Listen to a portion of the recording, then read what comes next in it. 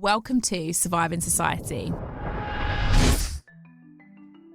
Welcome to another episode of Surviving Society. I'm so excited to be in the studio with Neef today. Hi, Neef. How you doing? Thank you for having me. Neef, we are talking about, well, hopefully we're going to learn a bit more about you, but in particular, we're talking about your latest book, Where We Come From, Rap, Home and Hope in Modern Britain. And just before we got started, I was saying to Neef how incredible this book is. For me, like, this is some of the best non-fiction writing I think I've ever read. And I think as a sociologist or as someone that's kind of quote unquote academically trained, this is how I dream of my writing to be. It's just clear, poetic, not convoluted, takes you on a journey. And I just think big up to you because it's just amazing. No, thank you. No, I really appreciate that. Yeah, the writing part is definitely probably like my favourite parts of literature. So to see that that's come through in the work, that means a lot. Before I started reading, I kind of had an idea what this book was going to be about. I was like, right, okay, this is going to be a bit of like a narrative ethnography. And for people that don't know what that means, a narrative ethnography is where people kind of bring their own lived experiences and their own observations of life or a culture or a movement in praxis. And by in praxis, it means being with and of particular communities. So I was like, okay, Neef's done a deep dive into UK rap and grime. He's gone to South Wales, he's gone to the West Midlands, he's been in London, he's with all these people, he's understanding their lives, how they came up, how they didn't, how they lost things, whatever. But it's so much more than that. You've got love, grief, loss, hope, friendship, family. It's got everything in it. And one of my favourite bit, I'm doing my fangirl spiel and then I'm going to ask you questions. But one of my favourite bits in the book is the cameo of Kasheen. Yeah. Kasheen, I had you. Anyway, what? Yeah, That's amazing. Yeah. There's so many different moments like that as well in the book. So yeah, what I want to say to people is particularly teachers, educators, writers, lovers of music, music heads, there's so much in this book which is a cultural commentary of subcultures, the subculture of UK rap, of grime, but also of popular culture, music and general life also. I think there's so much that happens in this book which I was not expecting. Okay, yeah. And thank you for the endorsement, I appreciate that. But yeah, you definitely captured, I think, the essence and the spirit of the book in that sense. You've actually got a section called Spirit, by the way, guys. I saw it, I was this is my book. Look at this. There's an actual section called Spirit. So it would be good to just first and foremost, I'm going to read a couple of captions from the book if that's okay, but it'd be good to know why. What is the why behind the book? Yeah, I think a big why behind the book, and I think there's so many reasons that go into why you end up writing a book, but one of the main drivers is, as you were kind of talking about, that kind of narrative ethnography element to the book. I'm a big reader of that kind of work and narrative nonfiction more broadly, where people do go into or are from specific communities and they tell the stories of that place on the page through the lived experiences of other people, but then bringing in those really illuminative, almost fictional, not fictional elements, but when I say that, I mean more style of writing as opposed to actually being fiction. And I've been I've really enjoyed, that was and maybe still is my favorite kind of literature, but I'd always wondered to myself that as big as a UK rap fan I am, and someone who's from who's a Black British person, I was you never really see this level of study and detail afforded to Black British communities, and you never see that level of detail afforded to rap music, especially in the UK. I think sometimes the depiction of them can be almost caricatured in some ways. And so I really wanted to write a book that brought out the depth and nuance and essence of a lot of these places, but the people that make the music as well, and then the communities that have birthed the music, which is why, as you were saying, it's not then just doesn't end up being about music. It's about love, grief, family, overcoming loss, all of these different things that are parts of people's lives, and I guess part of the human experience in all of these different places too. So that was a big driver to try and document these music forms and genres whilst they're still like around, if that makes sense.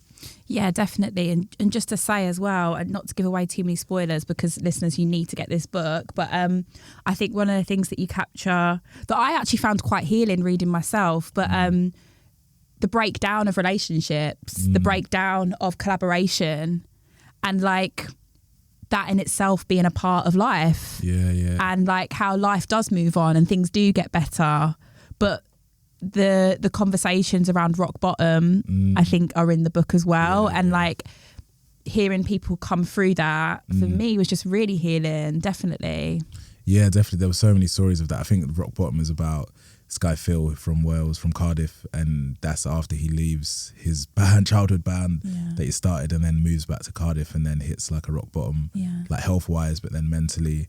And I really wanted to show what was the life behind like the album or behind the music in that sense, and to hear those moments. And I think it was like quite I had so many different emotions like hearing all of these different stories like that, but I think it was really important to include them because you could tell that as much as like music is a central part of someone's life, there are all of these other things that surround music, and that music I guess influences like their life experiences too, that I wanted to showcase. So yeah, I feel like that's probably a response I've heard a few times about some of the stories about how either like inspiring or like I guess like quite moving some of the personal stories are in there from some of the people. Yeah, definitely. And the other example being, is it Meet the Artists? Yeah, I had no idea about that. Could you just explain what Meet the Artists was for listeners? So Meet the Artists is, so one of the main people I speak about in the book is a guy called Despa from the West Midlands. Is originally from Walsall, then moves to Birmingham. And he, I guess, is a big part of the like early Birmingham grime scene, and in terms of building that scene. And he isn't a musician; he more operates as like a manager, but then as like a media person as well. And he starts this platform called Meet the Artists. It was like a YouTube interview series which you can still watch, and he would essentially just do like an hour and a half, 2 hours deep dive interviews of all of these different musicians, DJs, community members from around Birmingham, and allowing them the chance to tell their stories. To talk about their lives. And he was saying that in Birmingham, like a lot of people were from like, I guess, like the working class parts of Birmingham, like North Birmingham, parts of South Birmingham, other parts of the Midlands, Wolverhampton. And he was saying like in the area, in the West Midlands, they'd be kind of like stereotyped by the area that they come from. And he wanted to have a space where they could just tell their own stories on their own terms, similar to kind of what I was doing. And he's like, that was like an influence in terms of me writing the book, and then obviously ended up interviewing him. But I think it was really important for people to have those spaces, and all of those interviews still exist online now in like this kind of like beautiful archive in that way. No, it's amazing, and we'll put the link in the episode notes. But on a personal level, and I'd say to any kind of future reader of the book, particularly if you're a music head, and you don't have to, I don't think you have to be like understand UK rap or grime intimately to get stuff from this book, which I think is another amazing thing that it does. So for example, I grew up in Worcestershire in the West Midlands. Oh, right. So I left the West Midlands to go to university in 2011. And then I went to the East Midlands to go to university. Okay. I left the East Midlands in 2014. And then eventually by 2016, 2017, I'm in South London.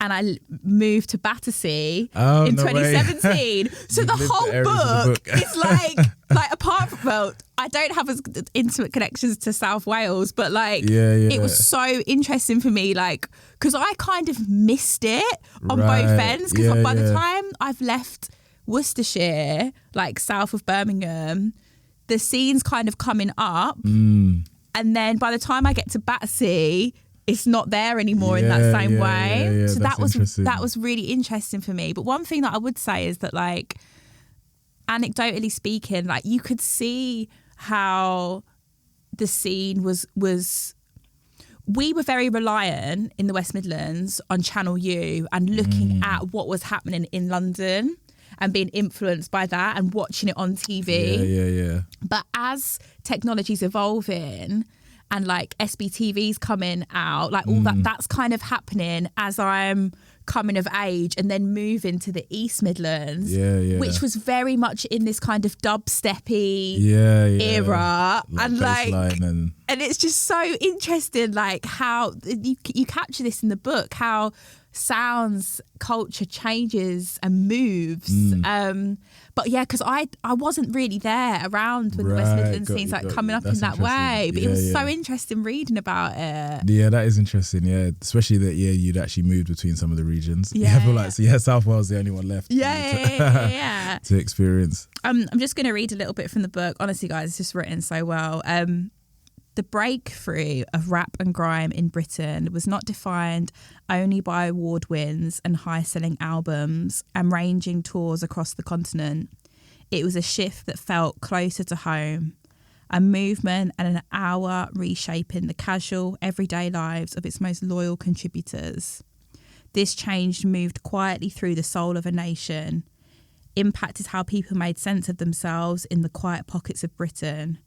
Music filling their days with new meanings, drawing them away from traumas past and opening them up to possibilities previously veiled.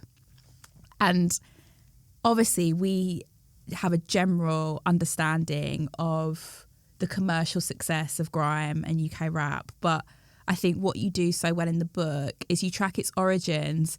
But like even reading, like in the introduction you talk about like taking over the charts, the radio, social media, like it's so mainstream now. And I think you forget how mainstream it is. And I just wondered what it was like kind of looking at the seeds of it all and then like now where we are now. Yeah, no, definitely. As you say, like it's hugely mainstream over the past like decade now almost. And I think one thing I really wanted to, because when I started to realise that I was working at SBTV and I was travelling to do like different assignments in different parts of the country.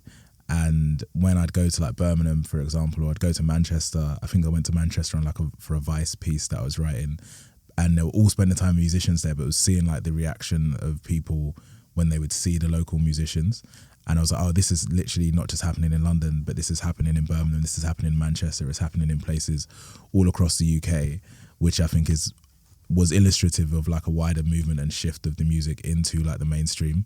So I think that was like the time period when I started writing the book was like 2015, 2016, when you have like or maybe started researching it and formulating the ideas. And that's when you had like the likes of Skepta and Stormzy starting to push through and actually become household names in a lot of ways.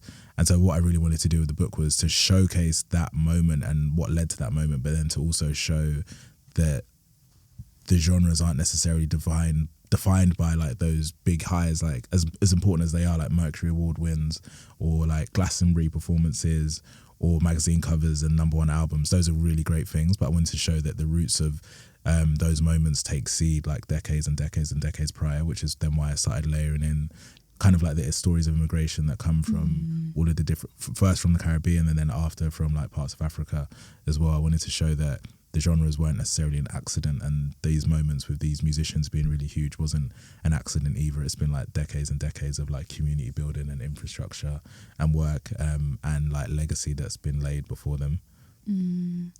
When you were doing the research for the book, what was the thing that surprised you the most when you're in and amongst the creators, the people?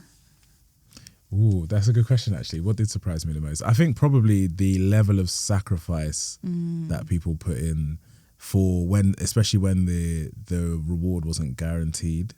A lot of the stories, and some of them never did get the big reward, quote unquote, in the end, but like the level of sacrifice people would put in like would shift their entire lives around music. Like Despa, for example, I remember hearing him, he was telling me about, and I write about it in the book, about how he'd had like a really traumatic upbringing with like a lot of his early family members passing away when he was a teenager, and that really like kind of threw his life into jeopardy. And then he'd managed to get to a point where he'd left Walsall and had got a job like working for Apple, first at the Apple store, then but like started rising up the ranks and had got like a solid job, and then he opened up the Apple store in Leicester, I believe. And so he had like the path was laid out for him there, so you could just continue that with like a good wage and just buy a house and just raise your children quite comfortably. But because he still had like that burning desire to be involved in music, he ends up leaving his job to go back to work in like in an industry that was not yet like financial commodity, if that makes sense. And the level of, so hearing about that level of I guess like passion that people held for something, but then how much they were willing to put on the line to like bring that into a reality was definitely like really inspiring in a lot of ways, and really like heartening to hear, because I think sometimes we forget of, it's easy to not, I guess not even forget, we don't even see what people put on the line for some of these songs and industries to come out in the way that they have. So I would say that was the most surprising thing, I would say. Yeah, no, I think when people talk about sacrifice, I think sometimes, and this is on me, like I fail to understand in that the words don't do it justice, I don't think sometimes. And I think when you're doing a kind of narrative ethnography like what you've done, you're spending time with people, you're seeing their lives, you're hearing about all different parts of their oral history. I think that's what you've been able to capture in the book, like the texture of that, the textures around struggle, around how important it is for so many of these people to focus on their creative passions. Yeah. That really, really comes through. But I think like sometimes when we hear people say, yeah, well, so much sacrifice, I'm like, what do you mean? Yeah, no. I'm with you. Yeah, no, I definitely get that. I think because the one thing that definitely would stand out to me was because there's another chapter at the beginning about Birmingham and the pirate radio scenes in Birmingham, like the 70s and 80s, and a guy, Cecil Morris, who ran this radio station, PCRL, and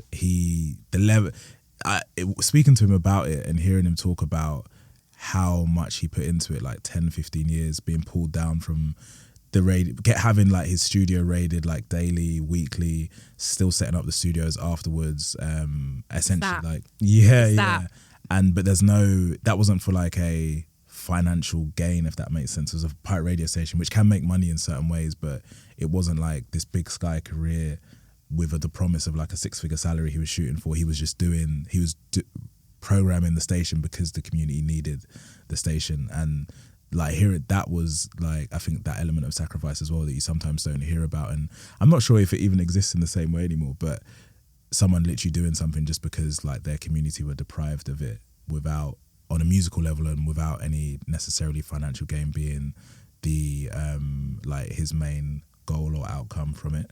It was kind of like he was doing it for love almost, but love for his people as well, which that's beautiful. Okay, from Brum to South London. They were dreamers in South London. They had long visions about the terrain their music could cross. Imaginings that genres nurtured on sound systems and pirate radio stations, in the end, would someday push out from South and roam through the world, following the same Black Atlantic lines their influences and ancestors first floated in on. Can I just say, like, how do you write that? How do you write like that? Carry on. York Road on Winstanley Estate and the cluster of small estates hanging over the river and emblazoned on the skies over Battersea were originally built in the years after the war, a remedy for an area wrecked by heavy German bombing that sought to sever the Clapham Junction train lines linking London with the rest of the country. In the years immediately after, the area was mainly populated by English and Irish families, who were then joined in the 60s and 70s by the rising number of West Indian families. Some of the black families suffered racism on their arrival, but eventually created their own community cradles. They threw blues parties on Friday, Saturday and Sunday nights, and some of their kids made reggae bands at the Providence House Youth Centre. Gradually, they mixed in with the other locals. They lived together in furnished flats with views peering out over the city. Accounts from that time speak of exciting childhoods in London where kids scampered across the estates, playing run-outs and knock-down ginger, carving out their own adventure playground from the centre. But in the 1970s through to the 1980s, local industry began to wane. Battersea Power Station went into decommission in 1975. The Tate and Lyle Sugar Factory closed in 1980. The Airfix factory closed in 1981. Other depots and warehouses following after. The area reeled, and a 1981 Thames News report filmed on the estates claimed that in the preceding year, unemployment jumped to 69%, leaving 13,000 people out of work within the borough. Yeah. When you hear that back, you like, I wrote that. Yeah, it's like, weird. I wrote that. Like, I put that together. It is true, because now it's like, it's so long. It's been like, now that I probably wrote that like maybe 2-3 years ago, so it's like you get that distance from it. It's nice having the distance like from it though. Getting to hear it, and actually I'm like, oh, okay, no, it kind of reminds me. No, thank you. But it's nice to hear it back, and it does. It kind of reminds me of like the amount of research that I did into writing the book, and I guess like hearing it back fresh also kind of allows me to like experience the book for the first time as well. So yeah. It reminds me, so that section about Battersea and Clapham Junction, like going to the West Midlands, it reminds me of the noughties and MG Rover closing and the amount of unemployment which plagued the West Midlands in that period, and obviously before like in post-war Britain as well, but like the similarities around kind of working class cultures creating but living through unemployment, and how much that repeats itself over time, and it's place-based but also similar. Yeah, no, definitely. I feel like that was almost an accident that I discovered. It was like in all of these regions you have like these post-industrial places, like factories closing, like deindustrialization in a lot of places, and how that really that loss of industry like really shaped the area for the next generation of people that were growing up there. And I knew I'd find it in like South Wales, where it's like, I guess South Wales is like more overtly, the history of that place is known with like the mines and whatnot, but then discovering the same in the West Midlands, and then discovering the same in South London too, which I didn't expect. You really saw how tied these genres are, and then like the people are to like that specific stint of British history in that way, which was quite an interesting thing, because a lot of the times like you experience the music in like kind of a silo. You're kind of almost like separate from whatever else is happening in like the rest of the country, if that makes sense. Like it feels like something so detached and original that I never used to think of like rap, and even myself, as like tied to whatever else is going on in like more not contemporary, like more mainstream white Britain, if that makes sense. But a lot of the research then kind of led me down a path of like, oh no, these things are like quite intimately tied in any way. You don't, in many ways, you don't get the pirate radio stations in these like long high rises without like that deindustrialization, because a lot of those tower blocks wouldn't have been there in the first place. So you see like one thing does slowly lead to the next, and slowly leads to the next too. That's such a powerful way of looking at it. Like you don't have these blocks. If you don't have these blocks, you maybe don't get that music. Yeah, no, exactly. Yeah. Okay, it's all love, but I've got a critique. Okay, yeah. It's all love. It's all love. Where are the women? Yeah. No, that's fair. Where are the women? Yeah, no. Where are the women, especially in the West Midlands? No, I'm with you, because I've had this conversation a few times, and yeah, this was like something I was really conscious of whilst I was even planning the book. Because to be fair, right, and I am going to let you land. It's a really good commentary on masculinity, and we need that. Like, it's not like you have to have women in it, but I did feel their absence. Yeah, no, definitely. And that was something I felt as well, like, and it was something I was like striving for, like quite hard to bring like women into some like the central stories, because the stories I have there is like Cookie Crew at the beginning in South London, who I guess like a foundational rap group, and I talk about Lady Leisha as well. But one thing I definitely found was that there was a few things. Like the first one was that when like talking about like the pirate radio stuff, and speaking to people about pirate radio, I'd ask people like in Birmingham, in London, like where were the women, and they would say like with pirate radio, because it was sorting everything out. No, sorting out, where were the women? Yeah, no, literally.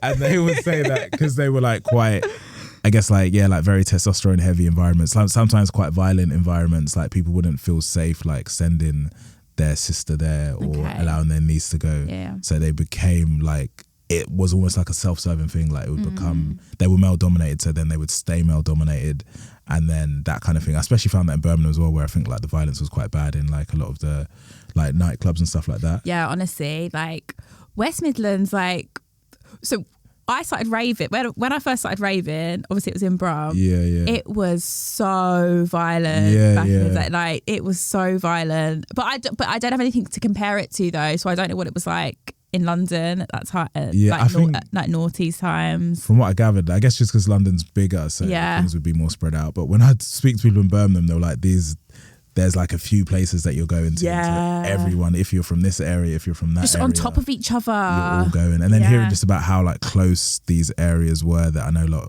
obviously hearing about a lot of the tensions that existed within the city, like how close they were in proximity, and people have like, there's families, members that spill over those things and all of that. So I feel like the proximity of it seems to be what made it like more heightened. But then I would say on the other point on women in the book and not in the book was that another part of it was reaching out to a lot of people and people just not feeling like they wanted to be part of it. So that was like a big thing. Like I reached out to her, there were like quite a few people identified as like, I would love to tell your story as part of it, but they just didn't feel comfortable. And then so it's like, it's quite fresh still, isn't it? Yeah, no, exactly. And I did think for some of them, like maybe it would have, I think it maybe like having, if it was like a woman who was a journalist and writer doing it, maybe they would have felt more comfortable, because I guess like the vulnerability in their stories is going to be different, as you say, to like the vulnerability in the stories that are more around masculinity. So that was something I did think of. But yeah, like some people just they weren't up for speaking. But I do agree, like I feel like that is an important perspective that I think should, and it does need to be documented as well. It doesn't take away from the book, and actually like it's wrong for me to dress it up or to describe it as critique. It's not critique, it's just observation, but like the way you've explained it just completely makes sense as well. I've got some questions.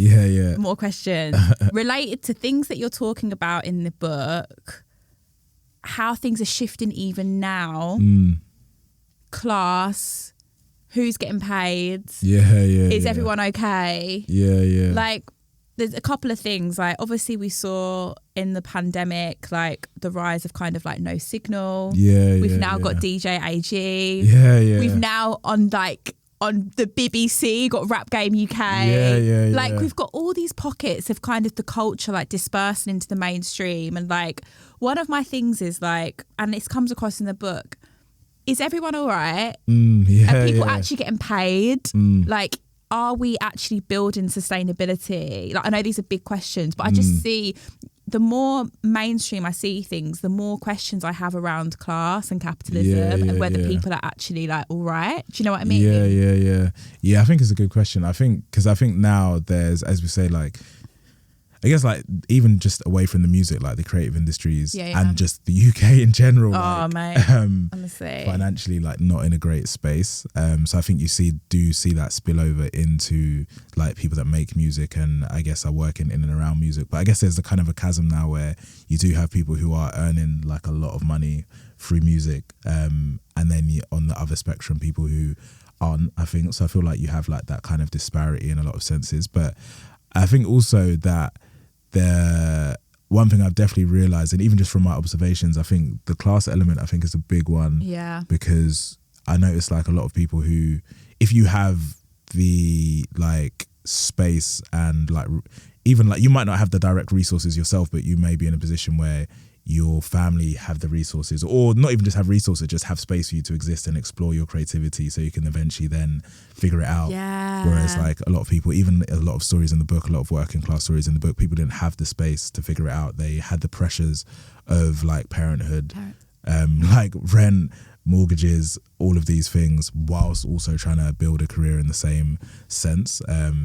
Which I think that is like the big difference I think you see on the class level, especially with a lot of the musicians. When you look at just British music in general, and you look at it is like quite, it's weirdly, and same with journalism as well, like quite like upper middle class like dominated field, and you see a lot of like people have gone to private schools and whatnot. And I think that is, you see that because like the investment in arts in some of those places, but then like just the ability to exist and explore your creativity without those pressures. And I think obviously as the direction the country's going in, like that seems to be getting, I think, slightly worse, like that, like kind of that chasm between who can do that and who can't. I feel like book 2. What happens when we democratize the culture and our genres whilst living in a capitalist system, whilst also that capitalist system birthing platforms like TikTok, where it actually can go full circle again. Like it's just mishmash of like opportunity, luck, but also struggle. Do you know what I mean? Yeah, no, definitely. I don't think it's a coincidence that, as you mentioned, like DJ A.G. and DJ Mac 10 as well, who do essentially like they set up decks on the street and then people just come and MC on them. Like might be like random members of the public, it might be fully established musicians, but I don't think it's a coincidence that where things have become more fraught, people have literally taken it right back.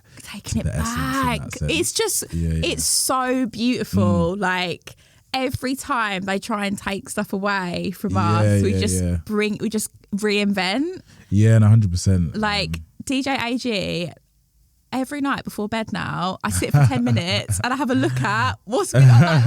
This is like my little bedtime routine now. Like listening, like who's been on? Like Idris Elba was on yesterday. Okay. But do you know what I mean? It's things like that. It's like creating a new free, ritualized engagement with the culture. Yeah, no, definitely. I definitely feel like, I think the beauty of that platform is, I think there's a few things. I think it's almost like education for younger generations about like how MC culture works in terms of like reloads and stuff like that. And you see now, like when you watch the videos, there'll be like 16-year-olds, 15-year-olds excited about the possibility of getting a wheel up, whereas I don't think that was necessarily, I think that was a bit getting lost. Like even the idea of what that means was like losing significance a bit. So I think it's like rebirthed that like into the culture. But I think also it shows, as you say, like I feel like black music has always like had to make something out of nothing, essentially. I feel like that is like the real DNA of a lot of the sounds from like obviously rap, grime, jazz, all of these different genres.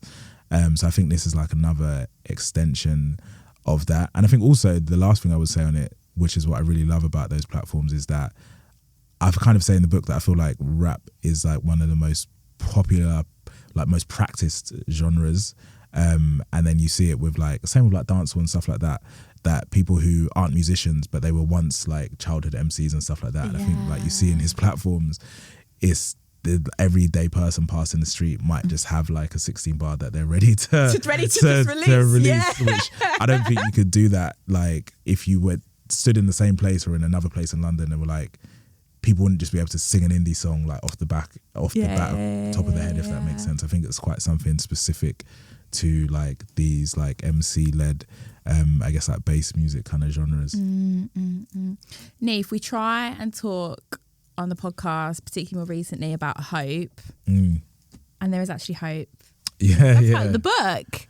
Where for you is the hope right now? Oh, that's a good question. In music or just in both? In music life? And life. Yeah.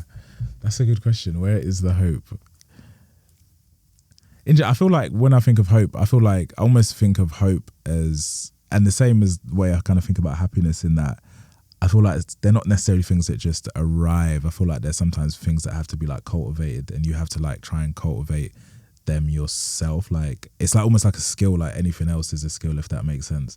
So when I think of hope, I think of like trying to actively either put yourself in places where there is like an element of inspiration, but then also like daily practices to cultivate that hope within yourself, like personally. So when I think of like where's the hope for me, I think it is like the things I try to do on like a day by day basis to make sure like that, I guess my mind is in like an open place. Can you give us some? Okay, my routine, like my morning routine. We're talking meditation. Are you meditation? Yeah, so I've been meditating for like, I don't know, like 9 years or something like that. Come on, meditation. Then, so I do that in the morning, and then I've got like this book of like, it's kind of like, it's a prayer book, but I guess it's not like a Christian prayer book, but it's by this lady, Marianne Williamson, who I really like. So I read one of those in the morning, and there's like prayers for different scenarios, but I read one to like bless the morning. Love. And then I've got like podcasts that I'll listen to that like talk about a specific thing to do with mindfulness or like inspiration or something like that. So I feel like that is like my practice of hope, I would say. And then just trying to spread that to other people. So like every Monday morning anyway, I'll go to a different friendship group or a different friend and just say like, have a great week. Like I hope like there's blessings this week, and then like get that energy back. And then that's where I guess like my hope. This is high vibrational stuff. And do you know what? Now that you've shared that with me, it really makes sense to me the way you write now as well, like because the vibrations come through in the writing, and the calmness and the meditative practice comes through in the writing. So that really makes sense. Yeah, nice. Oh no, I've never linked the two before. Actually, 100% but linked. That's interesting. Yeah, I can see that. Okay, but what about music? I'm worried about because with DJ AG, I know I'm giving him loads of airtime, but like I'm like, has he had a day off yet? Yeah. What are we saying about the labels? Like, what's going on? Like, what's capitalism doing? Like, are we all right? Yeah. I'm worried about the music as well. You're worried about it, yeah. Because I think, as I said, I love DJ AG's platform and like DJ Mac 10 who does them as well. Yeah, I need to check out Mac 10. His is good. DJ Mac 10, okay, cool. And they do have a balance, but I think I do worry that sometimes like some of it is more nostalgia led, which is not necessarily a bad thing, but I think obviously music, you do need innovation as well. Oh, say more. I like this. Say more. Okay, about the nostalgia. Yeah, the nostalgia led. Yeah, say more. Yeah, so I feel like you'll see a lot of, I guess, like MCs on there, or like even not like grime MCs, garage MCs, and I guess jungle MCs, and the things that are really spreading are, I guess, they're repurposing what like their classic songs and stuff like that. Yeah, and actually it needs to be for the next gen, doesn't it? Yes, I think there needs to be like a spread of it. So I don't think it should just be that, like, because that holds a space. And definitely when I hear some of those old bars, I get excited myself. But then I think you also want a space for like those MCs to also like deliver new stuff, but then for new generations to do the same. But I do think at the minute, like in the absence of, I guess, probably like a bit of a slow year for like British rap in general, I feel like nostalgia has started to creep in a little bit. It has been a bit of a slow year, hasn't it? Yeah. So I think that is like where there's a bit of a worry. And I think also like what kind of we've been speaking about is like what birthed a lot of these genres and birthed a lot of those big moments over the past 10 years was that community element. So I remember like I remember going to a Stormzy show in like Coco in like 2015. I can't remember how much little I paid for it. But then it would be him, but then you saw like 20 other MCs as well. Yeah. Like Diggs, Jamie, Section Boys, Creps Cone, all, because that was just what would be done. Like the MC would have his show, then the last half an hour, everyone's coming out to just, I guess, like start spraying bars over different instrumentals. Yeah. I guess that was a community thing where everyone's pushing in the same direction. But I guess as the music has become more of a business, I guess you see that kind of fracturing a little bit and you don't see the artists work together in the same way anymore. And maybe they're older and they've got different priorities and stuff like that, but I think the actual music suffers a little bit in that sense. Because I think, for example, even to write a book is that as much as I wrote the book, it's like I had so many other writers that I was surrounded by, who I was talking to, who I was sending things to, who helped to like me pull it out of me, if that makes sense. Yeah, definitely. And I kind of speak to more, as I've been doing interviews with musicians more recently, a lot of British musicians, you kind of get the sense that they're not really collaborating. Yeah, we need to come back to, we need the collective consciousness, don't we? Yeah, exactly. Because that's what actually produces like new music sounds, if that makes sense. When you think of like Afro swing and stuff like that happened, it was because people were like intermingling, sharing language. So you would hear like, I remember like Swarms, I think it's like Jamaican, but he'd be speaking pidgin on his songs and vice versa. Like, but that was because people were actually like intermingling quite intimately. Whereas I'm not sure, from what I hear, it's not necessarily happening in the same way. And I guess like also social media just means people are probably just at home more. So you aren't maybe just out on the street in the same way. So the headline is, we need to like be around each other a bit more again. Yeah, I think so. Yeah, I think so. Yeah. Yeah, do you know what? You've just really opened my eyes, because I'd never thought about nostalgia as being something which could potentially hinder music. But of course, because we need innovation, we need newness.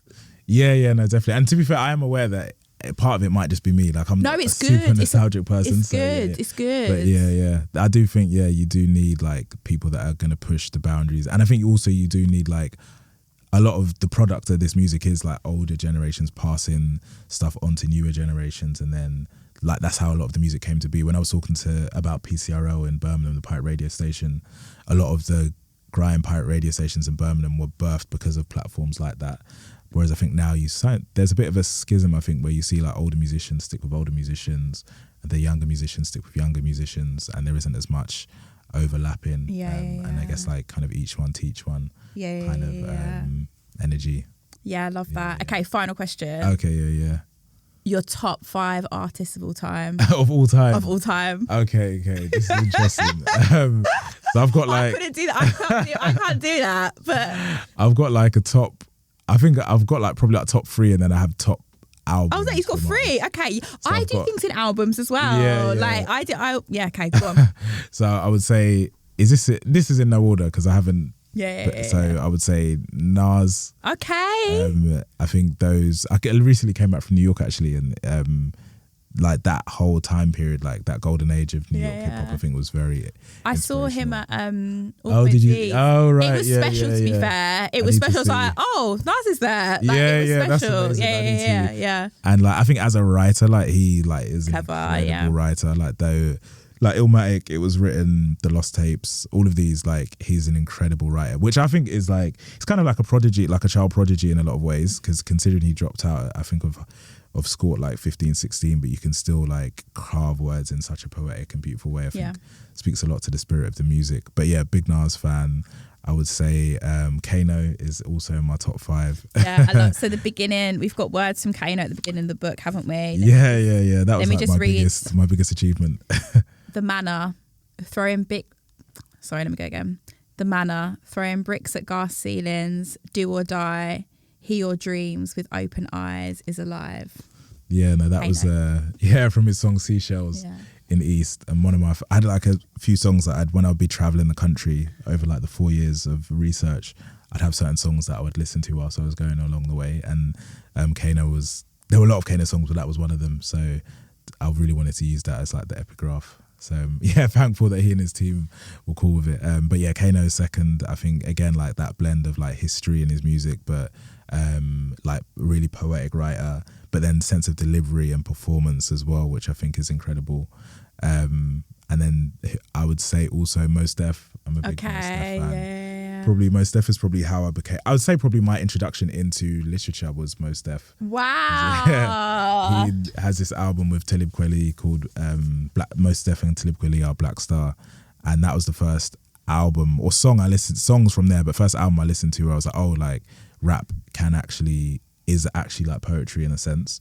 I remember he has this line where he says, the new moon rode high in the crown of the metropolis, shining, like who's on top of this? And I was like, oh wow, like the way he's even like personified like the moon and the city. And then he talks later in the verse about like the city breathing at night and stuff like that. That was like kind of sparks like a degree of creativity within me, which is kind of what led me into reading in the first place. And I think they like sampled like a Toni Morrison book in that album, which is how I found out about Toni Morrison. So that led me down a great path, I would say. Powerful. And then now I've just got albums, I would say. Yeah, go on. So I would say Miseducation of Lauryn obviously. Hill, I think is definitely one of my favorite albums ever. I think just like the way she captured like emotion in there, and also like, because for something I think is really important in art is like imperfect feeling. So almost when you're not trying to present yourself as like a finished product, but the rawness that you're displaying also kind of shows that you have imperfections and blemishes as a person, but that is like a reality of like what it means to be human. And I think that album like does that so well. Like even when you listen back to it now, it is like a perfect portrait of like an early 20s. Black what subjectivity. Is like, yeah. Like love, heartbreak, community, all of these things like presented in like a very raw way. But then the production and her actual artistry is amazing. Yeah. What would I say for 5? I think 5 is always on like a revolving cast of different. So there's a few options. There's I would say The Roots, Illadelph Half-Life. Saw Roots. Was it last time I saw them? They were supporting Red Hot Chili Peppers. Oh my God. Really? It's Wow. amazing. At White Hart Lane. Really? Yeah. That's quite amazing. It was really cool. Yeah. I like The Roots. I like that album specifically. Yeah. I would say Pot of Paper. I'm a big Pot of Paper fan. I feel like his mixtapes, Training Day 3, and then his album, Real Back in Style. I think like probably some of like the best. I just consider him as a writer, if that makes sense. Some of the best writing, but then again like that emotion in music, like how he so vividly is able to like tell his own story, but it's like family history story, and like definitely inspired like a lot of the writing in the book. There's one line he says on Midnight in Ilford Lane where he talks about being imprisoned, and he says like, I was sitting in my cell, basically saying like sitting in his cell and like the window won't close, and so he's freezing, but at least it means he's got like cold milk in his cell, and it's like wins and losses, like I embrace both. I was like, that, to be able to like dial into your experience so specifically and like really bring someone into that moment of you sitting in like a lonely prison cell freezing, but the one thing you can take from that is that your milk is cold. Like I feel like that is like kind of represents like what rap can really do at its most powerful, is like really bring you into an intimate moment and like the emotion of that and like the immediacy of that, which like not a lot of other music genres can do. And who else is in that revolving cast? I think some others, like Little Sims is in that revolving cast of 5. And then if we're not just talking about rap, we're just talking about music. Yeah, oh, okay, we're just talking about music. more. Then I'll say Cleo Soul. Yeah, Cleo. I'm a big Cleo Soul fan. Powerful. Yeah. Did you go to their the gig they did? I bet you. Oh yeah, I've been to all of the Cleo Soul shows and the Salt shows. I've been. You were at the Salt show in Drumshed. Yeah, I went there. Yeah. You were there. You were always there. I was there. Yeah. I went to her show at the Royal Albert Hall. I went to her show at Coca. I've been to all of them. So yeah, I'm a big. She's been like my when you get the Spotify Rap, she's been like my top artist for like the last 3 years. So beautiful. Yeah. Those are my 4+ revolving cast. Love that. 5. There you go, listeners. Big inspiration going into the new year for music to listen to, but as well, like you got to get this book, Where We Come From, Rap, Home and Hope in Modern Britain. It's incredible, and thank you so much for talking to us about it today, Neef. No, thank you for having me. Thank you, and thank you for reading it too. No I appreciate problem. it. Bye. Thank you for listening to Surviving Society. To support our work, you can rate, review and subscribe to host or produce a series of Surviving Society. Get in touch with us via Twitter or Instagram.